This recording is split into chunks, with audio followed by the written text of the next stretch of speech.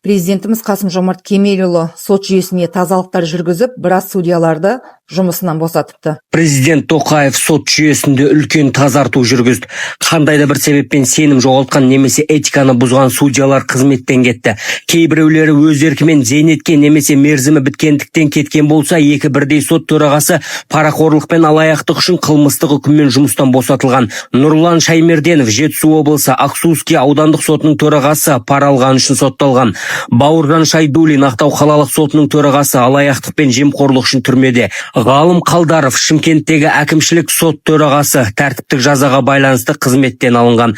Құрметті Қасым-Жомарт Кемелұлы, сіз Алматы қаласының соттарына дұрыс тазалық жүргізбеген сияқтысыз, немесе сізге дұрыс ақпарат бермеген сияқты. Себебі Алматы қаласының соттары, оның ішіндегі аудан аралық экономикалық соты және медиа ауданның мамандандырылған әкімшілік соты және медиа ауданның сотының судьяларында әділдік жоқ. 2023 жылы менде мұрагерлік іс бойынша азаматтық сот болып, судья Әкетаев бөтен адамнан, туыс емес адамнан істі қабылдап, бір соттың өзінде туыс емес адамды туыс етіп және өсиет хатты жарамсыз деп танып отыр. Бұл сотта нормалардың біркелкі түсіндірілу және қолданылуы сақталмаған. Осы сотқа Алматы қаласының жекеше нотариусы Зинаида Ханның заңсыз мұрагерлік істі ашқан құжаты пайдаланылған. Оны әділет департаменті анықтап, нотариаттар палатасы Зинаида Ханды тәртіптік жазаға тартпағаннан кейін біз экономикалық сотқа талап арыз жазған болатынбыз. 5 айдан бері сол жерде қаралып, түрлі себептермен, сылтаулармен әр судьяға лақтырылып, соңғы судья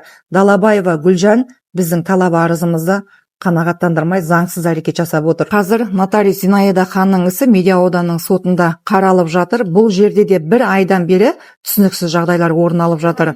Мен 18 қараша күнгі отырыста судьяға қарсылық жазған болатынмын. Сол қарсылыққа бүгін қанағаттандырмады деген жауап келіп тұр. Себебі судья Жанабаев бұрын виселине бойынша сотты жүргізген, талапкер отбасында кәмелет жасқа толмаған балалар болғаннан кейін ювеналды соттан өтіп келу керек болатын. Бірақ ол соттан, ол жолдан өтіп келмеген, ол кезде де заңсыздықтар орын алған. Соттың міндеті шындықты қорғау, жәбірленушілердің төрешісі болу. Сондықтан құрметті Қасым-Жомарт Кемелұлы, Алматы қаласының соттарын қайта тазалаудан, тексеруден өткізуіңізді сұраймын.